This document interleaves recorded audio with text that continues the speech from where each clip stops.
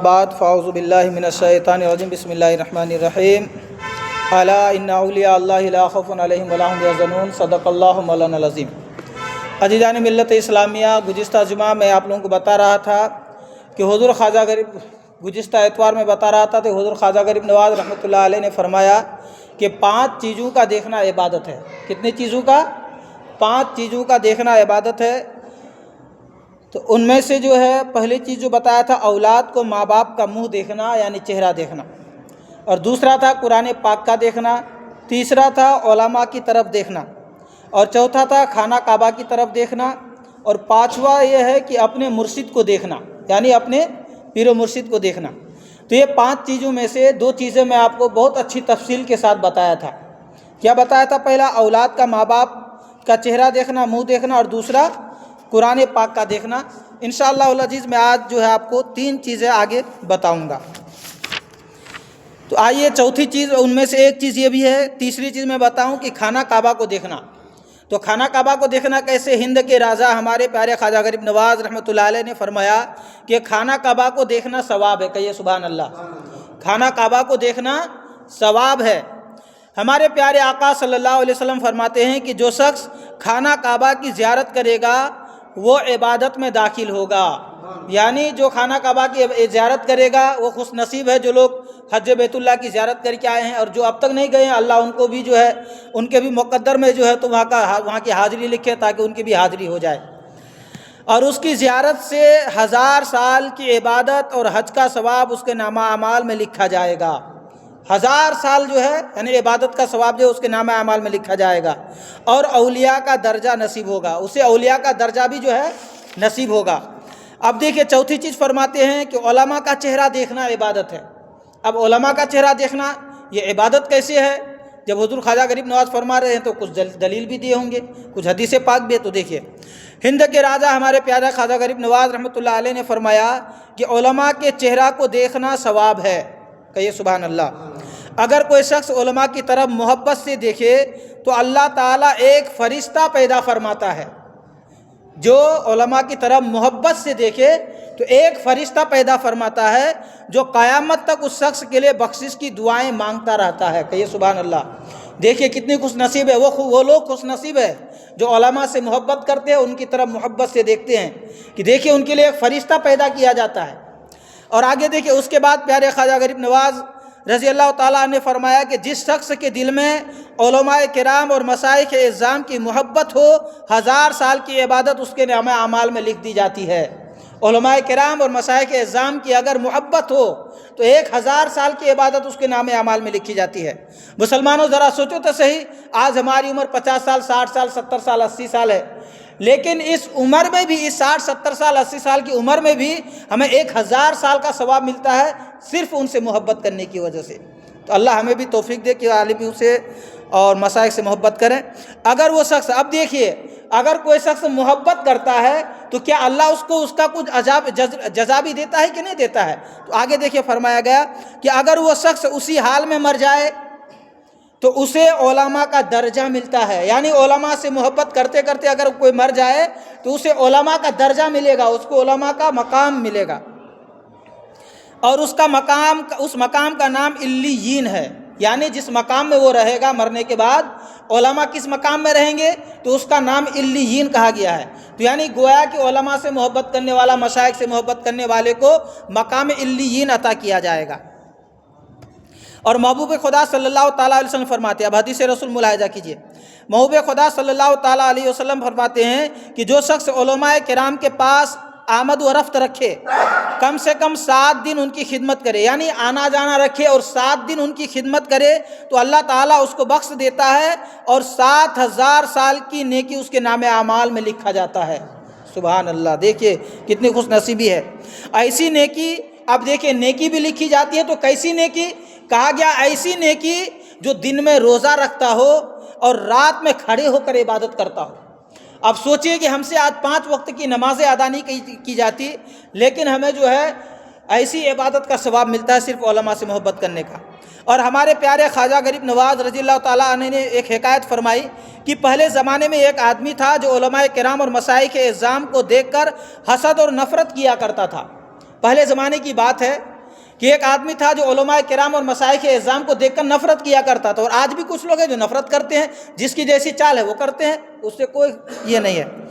اب دیکھیں ان کے بارے میں کیا ہے، اور ان کو دیکھ کر اپنا چہرہ دوسری طرف پھیر لیا کرتا تھا۔ جب علماء کو دیکھتا تھا نفرت بھی کرتا تھا اور اپنا چہرہ دوسری طرف پھیر لیتا تھا۔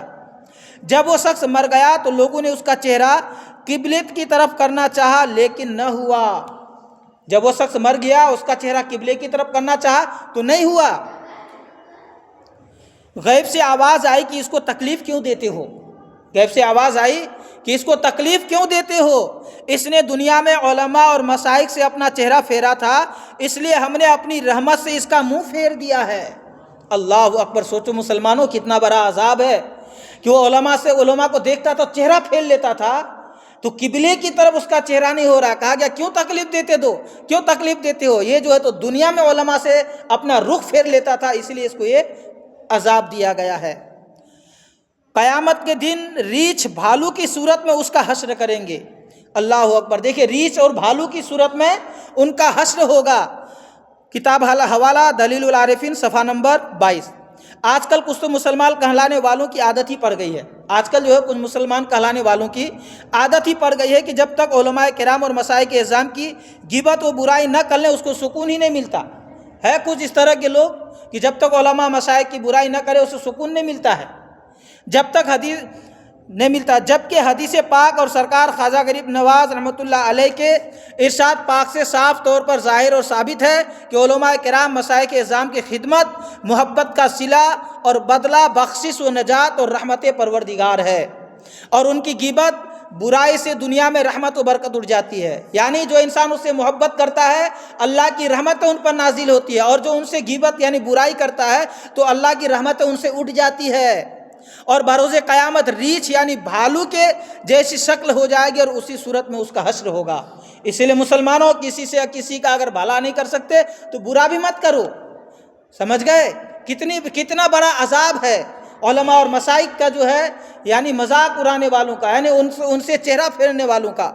تو اسی لیے جو تو اللہ ہمیں توفیق دے کہ ہم ان سے خدمت کریں، ان کی محبت کریں۔ اب دیکھیے پانچویں چیز فرمایا گیا پیر و مرشد کی زیارت کرنا۔ آج ہم لوگ سلسلے میں داخل ہوتے ہیں تو سلسلے میں داخل ہونے کے بعد جو ہم پیر و مرشد کے ہاں جاتے ہیں، ان کے چہرے کی زیارت کرتے ہیں، تو کیا اس کے بارے میں کتابوں میں کیا آیا ہے اس کو ملاحظہ کیجیے۔ ہند کے راجہ ہمارے خواجہ غریب نواز رحمۃ اللہ علیہ نے فرمایا کہ پیر و مرشد کی زیارت خدمت و ثواب ہے۔ دیکھیے پیر و مرشد کی خدمت کا یعنی ان کی زیارت کرنا کیا ہے، گویا کہ ثواب ہے۔ حضور خواجہ غریب نواز رضی اللہ تعالیٰ عنہ نے فرمایا کہ میں نے معرفت المریدین میں پڑھا کہ میرے پیر و مرشد خواجہ عثمان ہارونی رضی اللہ تعالیٰ عنہ فرماتے ہیں کہ جو شخص اپنی پیر کی خدمت خلوص و محبت سے کرتا ہے تو اللہ تعالیٰ اس مرید کو بغیر حساب جنت میں داخل فرمائے گا۔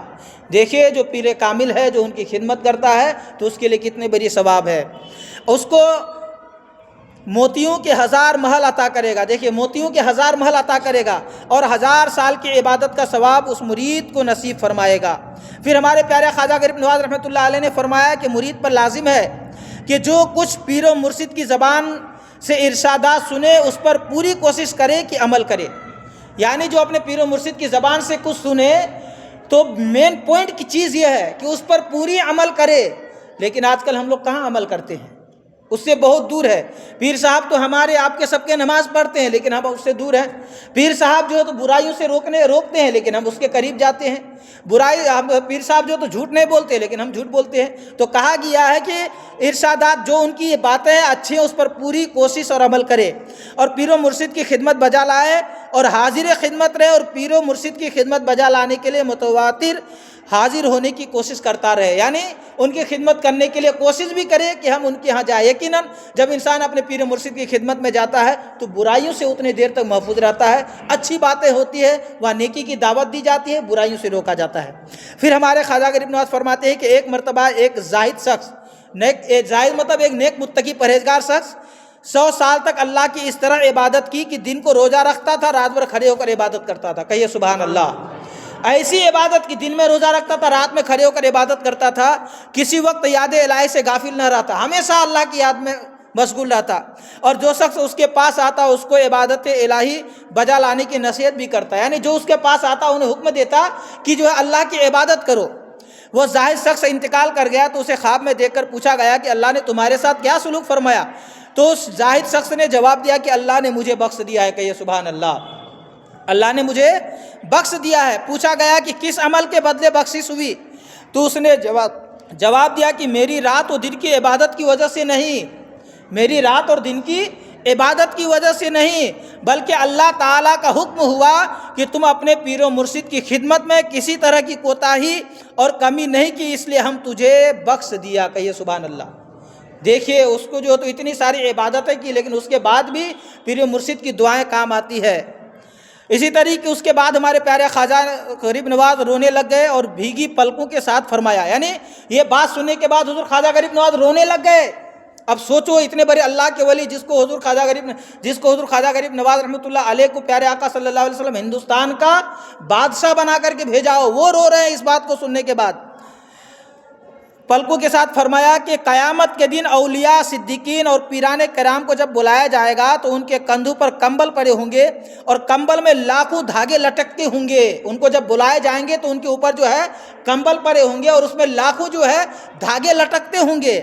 ان بزرگوں نے مرید اور چاہنے والے ان دھاگوں کو پکڑ کر لٹک جائیں گے اور اللہ تعالیٰ کی قوت اور عنایت سے ان کے ساتھ پل صراط پار کر کے جنت میں داخل ہو جائیں گے، کہیے سبحان اللہ۔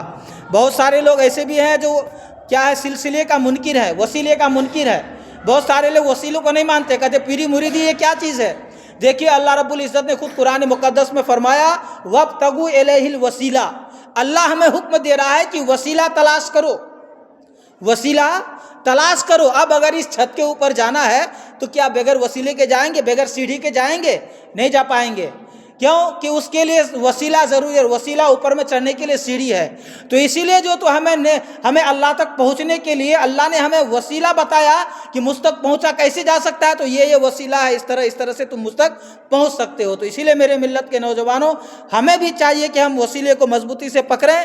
جو لوگ مرید نہیں ہوئے، جو لوگ بیعت نہیں ہوئے ہیں، ان کو چاہیے کہ مرید ہے پیر کا دامن تھامے اور اپنے والدین کی جو حضور خواجہ غریب نواز نے 5 چیزیں بتائی ان میں سے ایک چیز یہ بھی تھا والدین کی خدمت کرنا، ان کے چہرہ دیکھیے، ان کے چہرے کی دیکھنا عبادت ہے، یقیناً بے شمار نیکیاں ہیں۔ اسی طریقے سے آپ لوگ آتے رہیے، ہمارا سپورٹ کیجیے، ہم آپ کو انشاءاللہ اچھی باتیں سنائیں گے۔ یہ باتیں گزشتہ ہفتہ کی باقی تھی، اسی لیے میں نے آج آپ کو بات پوری کر دی۔ انشاءاللہ پھر کوئی آئندہ ہفتہ کوئی اچھی باتیں آپ کو بتاؤں گا، تو اسی لیے آپ حضرات وقت نکال کر کے آئیے۔ یہ کیا ہے، کوئی بڑا دارالعلوم، کوئی بڑا مدرسہ نہیں ہے۔ دیکھیے پہلے کیا ہوتا تھا، صحابہ کرام پیارے آقا کی بارگاہ میں ایسے نماز کے بعد جمع ہوتے تھے، پیارے آقا انہیں دین کی باتیں سکھاتے تھے، صحابہ کرام دین سیکھتے تھے۔ تو آج کیا، آج ہم بھی جو ہے تو 5 منٹ 10 منٹ وقت نکال کر کے ہفتے میں 1 دن سیکھ ہی سکتے ہیں۔ ہمارا وقت پورا گناہوں میں گزر جاتا، لیکن جب تک یہاں رہیں گے ہمارا ذہن جو ہے دین سیکھنے کی طرف رہے گا تو گویا کہ ہمیں بھی دین سیکھنے کا ثواب ملے گا۔ ہمارے بیان کرنے میں، آپ کے سننے میں کسی بھی طرح کی کوئی خامی یا لغزش ہو گئی ہو تو اس سے میں توبہ کرتا ہوں، استغفر اللہ ربی من کل ذنب واتوب الیہ وما علینا الا البلاغ۔ ایک مرتبہ بلند آواز سے پڑھ لیجیے لا الہ الا اللہ محمد رسول اللہ صلی اللہ تعالیٰ علیہ وآلہ وسلم۔